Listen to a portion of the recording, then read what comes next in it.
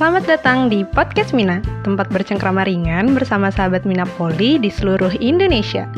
Setiap episode akan menemani kamu menyelami lebih dalam kekayaan perikanan, menggali insight baru budidaya, dan membawa kamu mengikuti arus perubahan aquaculture. Bersiaplah, karena kita akan memasuki dunia baru.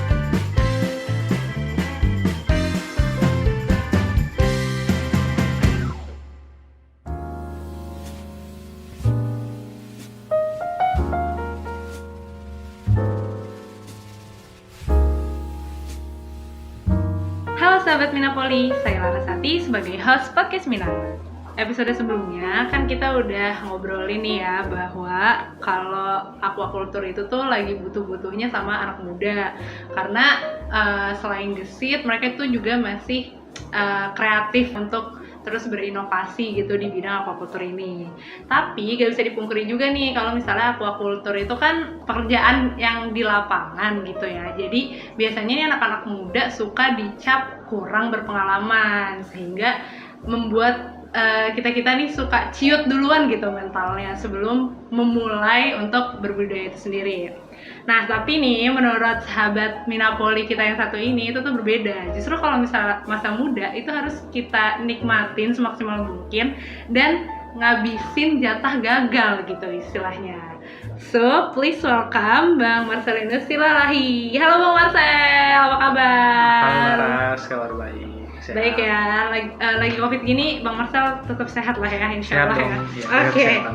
Nah jadi aku manggilnya Bang nggak apa-apa kan ya? Oke, nggak apa-apa. Nggak apa-apa karena masih muda kok. Masih muda, jadi umur kita tuh bedanya nggak terlalu jauh dan juga kenapa aku manggilnya Bang Marcel karena kita sebetulnya satu alma mater ya. Iya, jadi benar. waktu kita kuliah tuh masih ketemu lah ya, angkatan Masih, kita banget. tidak jauh berbeda kayak gitu. Nah, yang aku tahu nih Bang Marcel ini kan udah mulai budidaya dari sejak kuliah nih ya. Dan kebetulan emang kuliahnya juga jurusan aquaculture. Iya benar. Nah, sebelum kita ngobrolin tentang usahanya Bang Marcel nih di bidang aquaculture, aku mau nanya dulu dong, Bang Marcel tuh dulunya nih masuk jurusan aquaculture kuliahnya itu karena diminta orang tua kah atau emang udah keinginan pribadi apa gimana tuh Bang? Sebenarnya sih waktu dulu nggak ada niat pengen masuk aquaculture sih, awal pertama banget dari SMA ya gitu. Gue pengennya dulu emang jurusan lain gitu. Terus cuman gue emang dari SMP SMA emang ada ketertarikan lebih dengan ikan hias gitu. Jadi gue suka emang ngoleksi ikan-ikan yang sederhana lah kayak cupang, gapi, pelati gitu. Gue taruh di sebelah rumah gue. Jadi sebelah rumah gue itu ada kayak ruang kosong gitu loh. Oke. Dan setiap gue pulang sekolah gitu, itu gue belum ganti baju, belum lepas sepatu, belum ngapa-ngapain. Pokoknya pulang sekolah gue langsung ke sebelah rumah, samping rumah gitu. Gue langsung ngasih makan ikan gue, ngoprek-ngoprek, ngacak-ngacak ikan gue gitulah, kayak lihat-lihat apa segala macam. Nah itu berjalan mungkin hampir setiap hari. Dan yang akhirnya orang tua gue itu kalau gue udah pulang sekolah, mereka nggak nyari kemana-mana gitu, pasti tahu ke samping gitu. Pasti ngeliatin ikan, kemana sih Marcel ngeliat ikan gitu. Ya akhirnya lama-lama orang tua gue suka bilang kayaknya kamu demen banget sama ikan hias gitu. Akhirnya waktu mau pemilihan jurusan, waktu ujian perguruan tinggi negeri, itu gue bener-bener pengen milih yang lain itu. Karena gue milih jurusan yang berhubungan dengan fisika dan matematika. Karena gue suka banget fisika matematika. Waktu sekolah SMA gitu. Cuman orang tua gue nyuruh udah jurusan ikan aja gitu, budidaya perairan aja. Ya. Sedangkan jurusan budidaya perairan mungkin waktu SMA mikirnya kayak wah biologi nih gitu. Gue paling benci biologi. Kayak ngapal gitu ya. Terus sel gitu segala macam lah. Gue nggak suka banget. Gue pengen hitung-hitungan gitu, menggambar gitu. Tapi orang tua bilang, tapi kamu itu demennya sama ikan gitu. Udah pilih aja ikan. Gue pikir-pikir lama sih mikirnya, sampai akhirnya gue putusin. Cuman waktu gue mutusin gue nggak mau setengah-setengah. Jadi kita punya 3 pilihan kan. Pilihan 1, pilihan 2, pilihan 3. Ya udah gue isi aja 1 sampai 3 itu semuanya budidaya perairan. Cuman beda-beda universitas. Berdasarkan passing grade-nya aja. Dan gue pilih pilihan pertama yaitu di budidaya perairan di universitas yang ada di Bogor gitu. Jadi berarti berangkat dari bisa dibilang hobi kali ya, kesukaan, senang terus akhirnya ya udahlah kita let's go aja gitu ya. Nah terus nih Terus pas udah masuk kuliahnya kan pasti kita sibuk sama kuliahnya. Kuliahnya tuh kan padat banget tuh bisa dibilang kan. Belum lagi praktikumnya yang juga harus melihara ikan. Terus mungkin juga dulu saya ingat aku Bang Marcel juga organisasi ya waktu dulu. Terus juga belum lagi nongkrong sama temen-temennya gitu kan. Nah itu wajib. Tuh gimana membagi waktu 24 jam untuk itu semua, belum lagi tidur ya Bang Marcel. Nah itu tuh gimana tuh dulu? Jadi dulu itu ada kakak tingkat yang ngomong ke gua bahwa kalau lu cuma punya 2 tangan tapi harus pegang 3 bola, ada bola yang tidak terpegang penuh gitu. Tapi tetap bisa pegang 3-tiganya. Tetap bisa pegang 3-tiganya kan, tapi kan ada yang satu bola kayak agak tidak terpegang penuh gitu ya. Nah itu kita ibaratkan aja bola pertama itu lu harus kuliah kayak belajar kampus segala macem. Terus bola kedua itu ekstrakurikuler, entah lu hobi apa, pokoknya di luar dari yang harus lu kerjakan kayak kuliah gitu. Terus yang ketiga istirahat atau tidur. Kalau lu milih ekstrakurikuler sama tidur, berarti pasti kuliahnya agak kurang dia, agak macet-macet gimana gitu ya. Kalau lu milih ekstranya sama kuliahnya, pasti tidur lu ngaco. Karena lu suka ambil gitu. Nah saat lu milih tidur sama kuliahnya, ya ekstranya agak-agak sedikit-sedikit aja gitu. Nah, waktu itu gue milih bagian yang kuliah sama ekstranya. Berarti jadi tidurnya itu agak kurang. Agak kurang tuh berapa jam Bang? Mungkin gue bisa tidur 3 jam 1 kali ya, tidur jam 1 atau tengah 1, bangun-bangun jam tengah 6 ya, jam 6 kan kita harus praktikum kan pagi. Cuman akhirnya ya kadang-kadang tidur di kelas. Gitu, agak-agak ngantuk gitu ya. Oke. Nah, terus kan Bang Marcel nih bisa dibilang mulai budidayanya itu pas kuliah kan ya Bang? Iya, pas benar. mulainya banget. Nah, itu tuh to be exact atau spesifiknya tuh mungkin semester berapa sih? Dan juga kapan Bang Marcel mulai ada transaksi dari kegiatan budidayanya itu? Oke, jadi kalau gue mau mulai bukan usaha ya, senang mulai ngulik lah ya. Gue mulai ngulik itu benar-benar kayaknya dari semester 3 deh. Semester 3. Jadi waktu semester 3 itu ada di kampus kita ada namanya tempatnya bengkel. Dan itu benar-benar tempat yang mungkin lu bisa baru megang semester 5, semester 4, semester 5 gitu. Cuman waktu itu semester 3 gue udah lihat tempatnya dan gue kayak wah ini tempat bisa ngapa-ngapain aja gitu, bebas, bukan kayak laboratorium gitu. Akhirnya gue tanya siapa yang penanggung jawabnya gitu. Ternyata ada senior kita penanggung jawabnya. Terus gue samperin aja kakak seniornya dan gue bilang, Kak boleh nggak masuk gitu. Lihat-lihat gitu. Awalnya gue lihat aja, tapi lama-lama gue kayak Kak minta kunci. Akhirnya si kakak gitu ya. Gergetan kan. Akhirnya si kakaknya kayak ngebebasin gue aja. Yaudah nih bawa aja kuncinya, kamu yang megang gitu. Jadi saat gue belum harusnya untuk megang tempat itu, gue udah megang gitu. Itu pertama kalinya.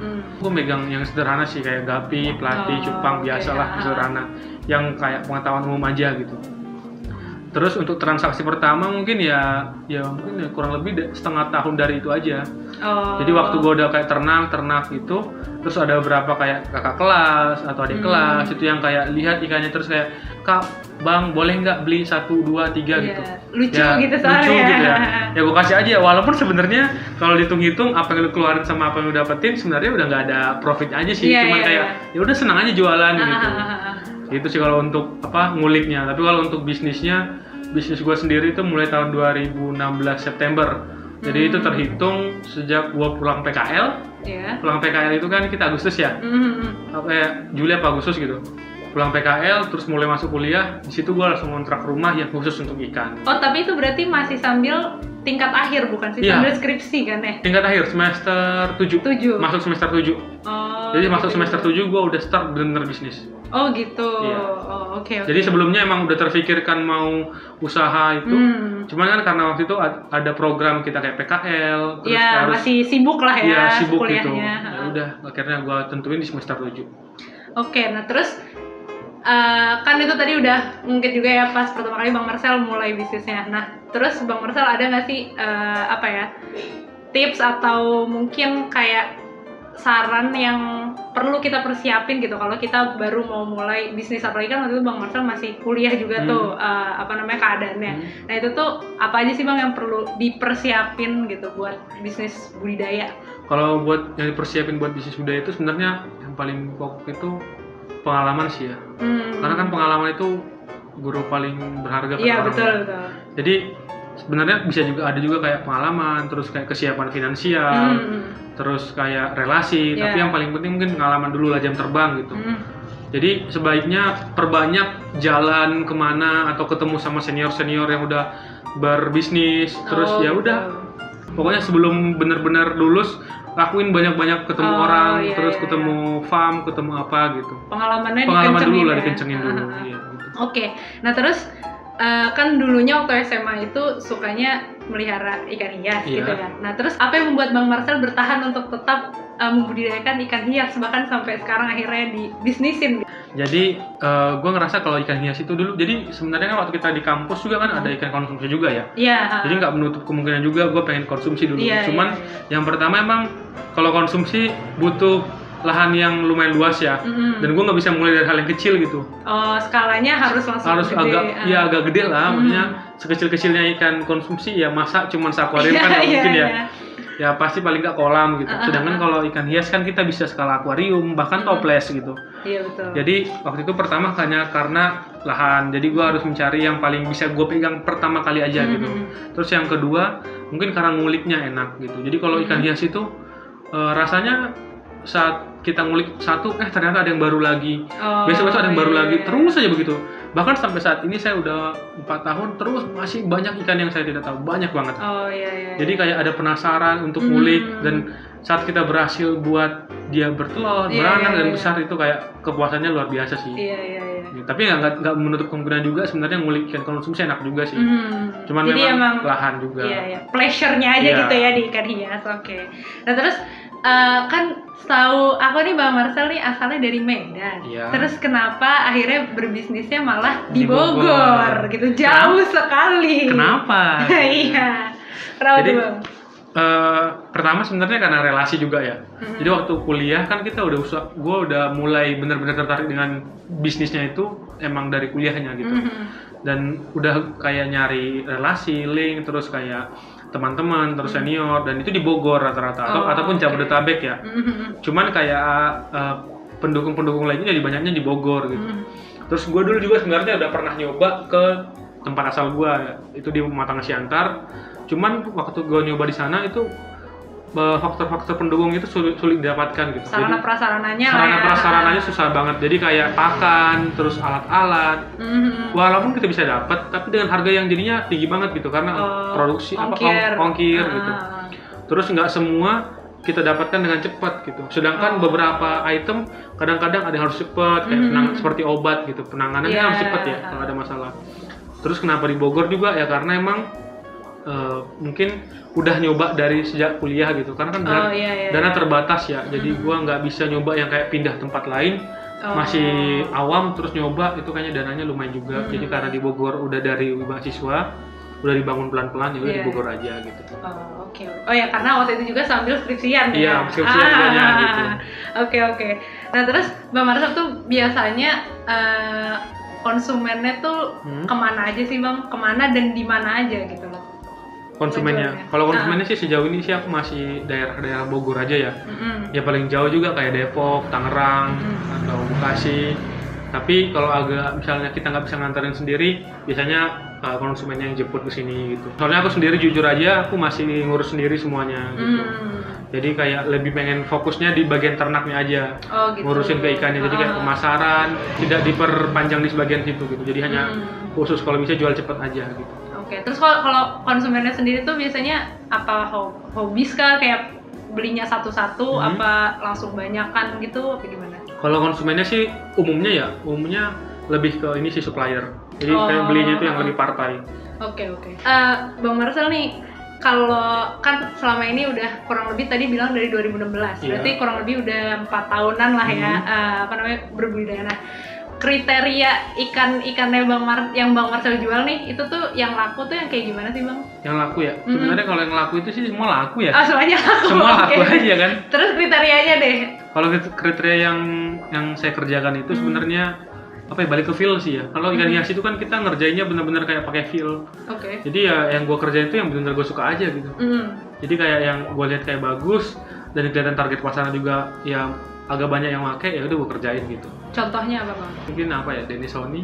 Oke. Terus kayak siklit gitu. Oke, mungkin bisa di googling lah ya. Bisa itu googling lah ya, bentukannya kayak apa gitu.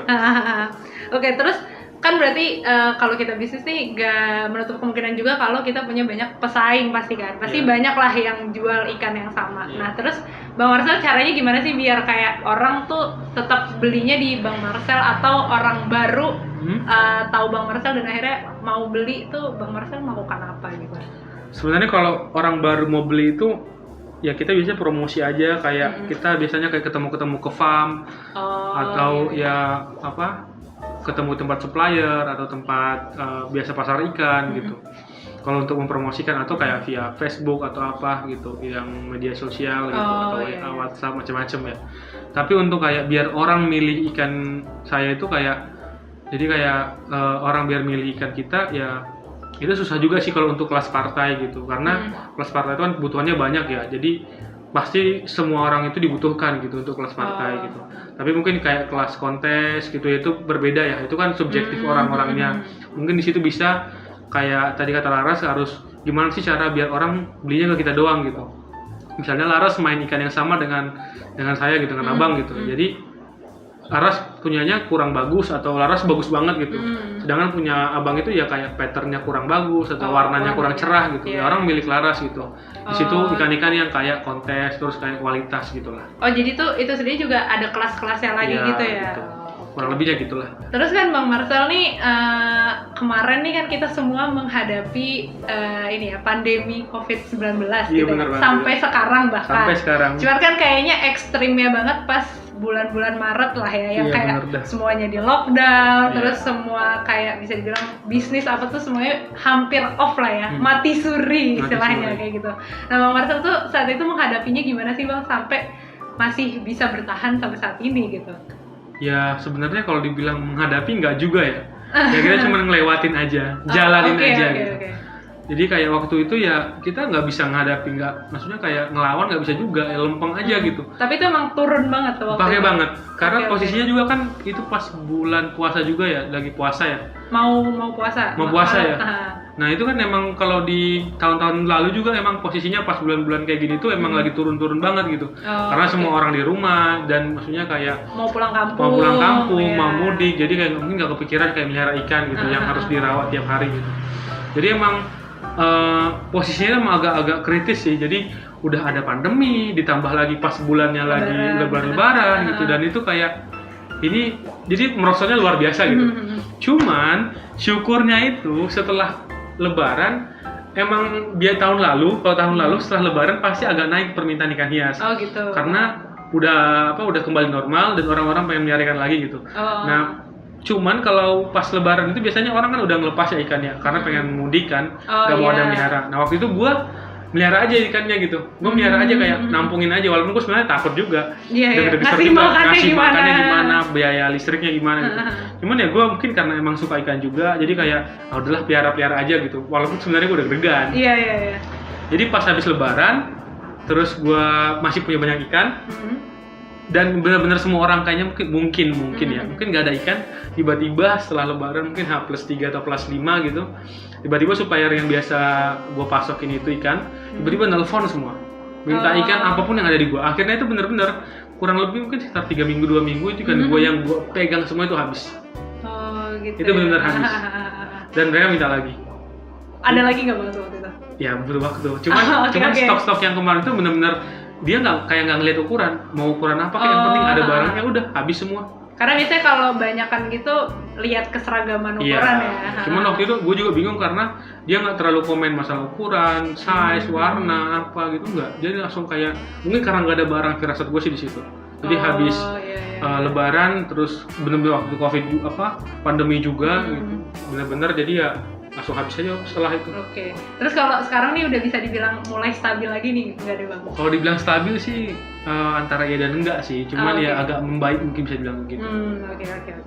Oke nih Bang, kita sudah mau sampai di penghujung podcast ini. Nah, aku mau nanya dikit nih Bang, kalau misalnya kan aku sampai sekarang masih suka dengar banyak banget orang yang beranggapan bahwa nggak cuma di budidaya sih, tapi gak cuma di aquaculture, tapi di apapun itu yang berhubungan sama makhluk hidup itu, kalau bisnis berhubungan sama makhluk hidup itu tuh katanya susah gitu, karena ada probabilitas kematian gitu, dan itu tuh cukup besar. Dan kalau misalnya itu ada di bisnis, itu pasti masuknya ke kerugian gitu kan. Nah, kalau menurut Bang Marcel sendiri nih, yang sudah 4 tahun di aquaculture, menanggapi hal itu gimana Bang? Itu benar sih. Oh itu benar ya, oke. Jadi kalau pengalaman gue sendiri ya, jadi kalau kita berusaha sama ikan hias itu, bukan ikan hias doang, ikan makhluk hidup gitu. Itu benar-benar kayak deg-degannya itu luar biasa. Jadi hanya kesalahan-kesalahan kecil, kesalahan-kesalahan kayak ya istilahnya kerikil-kerikil kecil ya, memang benar. Orang jatuh karena kerikil kecil katanya. Itu benar-benar bisa bikin fatal. Dulu gue pernah pengalaman, jadi gue lupa nyolokin filter sama ini apa. Jadi waktu nguras, gue filternya, listriknya gue cabut semua. Jadi itu akuarium hanya mengandalkan filter doang, nggak ada aerasi waktu itu kebetulan. Jadi gue cabut filternya, jadi tempat filternya gue bersihin dulu. Cuman gue lupa nyolokin, doang, mati semua habis. Itu yang pertama. Terus yang kedua, gue pernah nggak sengaja nyenggol PK, obat PK. Terus itu udah tumpah aja semua. Jadi mungkin waktu kita pulang jadi mau mau pergi gitu ya, nggak sengaja nyenggol PK. Jadi emang PK-nya kebuka kalium permanganat gitu. Ya mungkin kebuka, gue nggak tahu juga ya. Pokoknya itu posisinya dekat akuarium, memang mungkin habis gue pakai tapi gue lupa balikin. Gue nyenggol, terus gue lupa nggak ngecek lagi. Gue pas pulang udah habis semua, mati. Cuma gara-gara nyenggol doang. Nah terus gimana tuh Bang, biar kita tetap berani untuk melakukan budidaya ikan gitu? Ya tadi itu gue bilang kayak perbanyak kegagalan sih sebenarnya. Terus habisin jatah gagalnya lah ya. Terus kalau bisa, ini kan saran gue untuk ya berdasarkan pengalaman gue, saran gue untuk yang teman-teman mahasiswa yang di budaya perairan dan memang benar suka di ikan gitu atau pengen usaha, kalau bisa lakuin usaha atau kan lakukan aquaculture ternak sebelum lulus gitu. Jadi kalau kamu ngelakuin benar-benar saat kuliah, istilahnya apa ya, kegagalannya 75%, berhasilnya 25%, atau kegagalan 90%, berhasilnya 10% nggak masalah ya. Modal keluar kayaknya agak-agak tidak terlalu nggak berasa banget. Karena masih mungkin ada yang berasa tapi ada yang nggak berasa, tapi tidak benar-benar fatal gitu. Tapi saat kita udah lulus atau udah kita di dunia sebenarnya, dunia kerja, dan kita memilih usaha bukan bekerja gitu, itu keberhasilannya mungkin harus 90%. Harus dibalik gitu ya? Harus. Gagal 10%. Kenapa? Karena kita ngeluarin modal. Kita butuh hidup, butuh makan, butuh ya untuk bertahan gitu. Maksudnya untuk kayak listrik segala macam kebutuhan gitu. Jadi mungkin bukan nggak ada kata gagal, tapi kata gagalnya itu harus 10%. Iya. Kalau sampai gagal 90% itu bukan usaha lagi. Udah bukan usaha itu lagi. Cuma buang-buang waktu. Jadi kalau bisa lakukan usaha sebelum benar-benar diminta untuk ngasilin. Itu kalau quotes gue itu. Jadi itu gue sering bilang ke orang-orang kayak, lakukan apa yang mau kamu lakukan di dunia sebelum dunia itu yang menentukan apa harus kamu lakukan. Itu maksudnya gimana tuh Bang? Filosofi itu tuh. Filosofinya gimana? Jadi gue pernah mikir gini, waktu gue di kampus di kuliahan, memang waktu itu kita belum terfikirkan kayak ya mungkin ada orang yang harus bekerja juga ya. Tapi beberapa orang, mungkin sebagian orang ada yang memang ditujukan saat kuliah ya kuliah aja, bukan bekerja gitu. Tapi ada juga yang harus bekerja. Buat teman-teman yang hanya dikhususkan untuk kuliah, sebaiknya mikirin apa yang harus dilakukan benar-benar nih. Benar-benar harus mikirin apa yang harus dilakukan setelah lulus. Jangan setelah lulus baru mikir apa harus dilakukan. Karena kalau kita udah baru nentuin apa harus dilakukan setelah lulus, istilahnya kita kayak satu langkah lagi dari garis finish. Udah hampir telat gitu. Udah hampir telat gitu. Jadi ya udah saat lulus, istilahnya apa yang disediakan dunia, contohnya lapangan pekerjaan. Lapangan pekerjaannya apa? Entah itu sesuai dengan jurusan, entah itu entah itu sesuai dengan passion kita, entah kita suka kerjanya. Ya udah, monggo, terima baik. Yang ada aja diterima gitu. Nggak bisa milih karena mungkin waktunya mepet, kita harus dipaksa orang tua harus bekerja. Mungkin kita punya adik atau saudara yang harus kita biayai, atau kita harus mandiri, tidak ada pengecualian. Ya harus udah terima aja. Tapi saat kita masih kuliah, istilahnya kita belum dituntut untuk hidup lah. Mungkin beberapa orang tidak dituntut untuk hidup gitu. Ya kita masih bisa mikirin kayak apa yang harus gue lakuin ya gitu. Terus saat kita udah nentuin yang harus kita lakukan, ya udah kita kayak mupuk yang perlu kita siapin gitu, kayak pengalaman, relasi, kenalan. Nah, kita pupuk di saat belum benar-benar dipaksa harus gitu. Jadi benar-benar kayak ya udah kita dapat ya syukur, enggak ya nggak apa-apa gitu. Tapi terus dipersiapkan gitu. Itulah tadi quotes bahwa kamu siapin apa yang harus kamu lakukan dunia sebelum dunia nanti yang nyiapin apa yang harus kamu lakukan. Oke, luar biasa sekali ya kuatnya Bang Marcel ini. Ini juga sebetulnya bisa berlaku di apapun ya Bang ya? Iya, di apapun bisa sih. Oke, so any last word for today's episode? Oke, satu lagi sih ini yang quotes gue yang paling dalam sih. Oke, ini filosofis paling dalam banget ya. Karena kalau di usaha itu istilahnya harus memperkuat diri. Iya. Bener-bener prinsipnya tuh harus ini ya. Harus bener karena godaannya banyak, tantangannya banyak banget, gak tahu kenapa. Walaupun di pekerjaan banyak juga sih sebenarnya. Karena ini pengalaman pribadi gue aja, jadi gue sering ini yang gue terima dari orang-orang juga sih kayak kalau kamu bekerja, katakanlah bekerja 10, kamu melakukan pekerjaan 10 tapi dibayarnya hanya 5. Jangan pernah takut yang 5-nya itu akan dibayar dengan keadaan yang aneh atau situasi yang aneh. Mungkin gue sebut itu keberuntungan. Oh gitu. Mungkin gue sebut keberuntungan, tapi ya tadi itu saat gue kerja 10 cuma dibayarnya 5, jangan takut, 5-nya bakal datang dengan cara yang aneh. Gak bakal hilang gitu. Gak bakal hilang dengan cara yang ajaib mungkin bisa disebut orang. Tapi saat kamu bekerja 5 terus dapat, tapi kamu menerima bayaran 10, istilahnya kamu cuma ngelakuin setengah, dibayarnya 1. Istilahnya bukan porsimu. Kalau menurut gua nanti yang setengahnya lagi, yang 5-nya lagi bakal hilang dengan cara yang aneh. Itu yang disebut kesialan. Itu yang mungkin gue sebut itu kesialan. Karena gue dulu setiap gue berusaha, dalam dunia usaha gue, maksudnya gue dalam menjalani usaha ini, sering gue ngelakuin 10, tapi gue cuma dapat 5 ya. Tapi entah kenapa tiba-tiba dengan cara yang aneh, dengan apa, gue pernah punya ikan yang gue udah bener-bener kayak wah udah ngira gue nih ikan gak bakal nelor, gak mungkin nelor deh nih ikan. Tiba-tiba saat gue bener-bener itu kecewa, jadi gue ngelakuin gue ternak ikan tapi cuma dibayar tidak sesuai ekspektasi, yang gue ngerasa gue ditipu gitu. Tiba-tiba ikan yang gue ngira udah gak bakal nelor banyak banget dong. Kayak tiba-tiba aja gitu ya. Tiba-tiba aja, yang kata orang itu ajaib. Tapi kesini-sini gue ngerasa mungkin ini bayaran gue yang tidak gue dapat. Jadi gitu. Bukan kayak Bang Marcel diem gak ngapa-ngapain terus tiba-tiba bertelur gitu. Bukan, emang lu usaha tapi gue nggak dapet gitu. Tapi kayak yang nggak lu dapat tuh kayak ditumpuk-tumpuk gitu. Yang nggak tahu kapan datangnya. Tapi bisa juga datangnya dengan cara yang lain. Misalnya kayak sanak-saudara kita sehat, orang tua kita sehat, yang buat kita jadi kayak semangat kerja gitu. Atau macam-macam lah banyak. Tapi pernah juga kayak yang gue kerja 5 gitu. Gue gue ngasih harga yang mungkin keterlaluan mahalnya gitu. Ngambil untungnya keterlaluan gitu, ngambil untungnya. Jadi tiba-tiba untungnya tuh, jadi waktu itu gue ngambil ikan ke orang, gue ngambil ikan itu modalnya 300 perak, 500 perak. Gue ngambil ikan itu 500 perak, gue jual 1.500 dong. Mungkin itu keterlaluan ya. 3 kali lipat ya. Ya 3 kali lipat ya. Masa iya orang yang usaha udah ternak ikan cuma dapat 500, gue yang kayak istilahnya kayak ngambil doang gitu, terus jual lagi ke orang, gue ngambil 2 kali lipat dong gitu, kayak nggak ada akhlak gitu ya. Nggak ada akhlak gitu. Nah entah kenapa setelah gue udah jual ikannya, uangnya gue dapet, pas gue pulang ban luar gue pecah itu robek. Kayak nggak tahu kenapa. Maksudnya itu gue tahu itu dia kayak mungkin kena paku benda tajam. Tapi kenapa ada di situ? Gitu. Kenapa kena ban gue? Dan habis itu entah tiba-tiba teman-teman lama gue datang yang bantuin. Iya, yang datang aja gitu.